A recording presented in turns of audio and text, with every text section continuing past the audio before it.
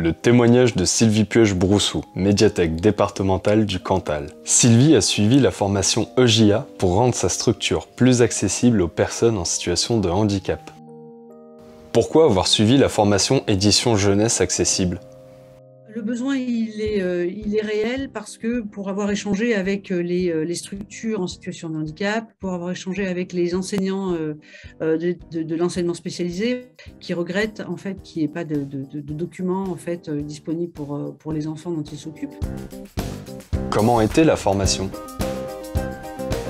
Alors, on a fait la formation en présentiel avec 2 réunions avec Virginie à distance. C'est-à-dire ça fait 2 jours plus 2 réunions de 2 heures où on fait le point sur ce qu'on a fait, les difficultés qu'on a rencontrées, où on en est, voilà, et ce qu'il nous reste à faire. Le contenu de la formation, ce qui était hyper important pour nous, c'était la présentation de tous les types de handicap et surtout, du coup, de toutes les adaptations qui étaient possibles.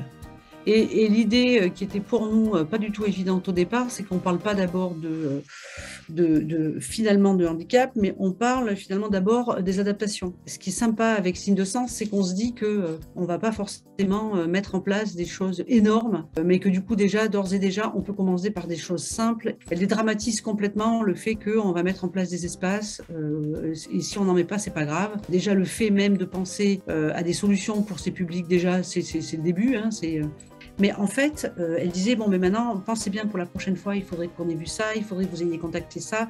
Et du coup, ça nous permettait, ça nous faisait une feuille de route qui était quand même hyper intéressante. Et la suite ? J'aimerais, c'est qu'au moins dans chaque bibliothèque municipale, il y ait un espace EJA, ne serait-ce qu'une étagère qui ne soit pas forcément un espace immense, mais au moins quelques documents à proposer qui pourraient effectivement faire que, par effet d'entraînement, on se dise « Ah mais oui, mais tiens, le public vient, et puis du coup, ils sont en demande, et puis du coup, on va leur proposer de plus en plus de choses. » Donc j'espère, moi, à terme, arriver à convaincre la totalité des collègues que ces espaces-là sont indispensables.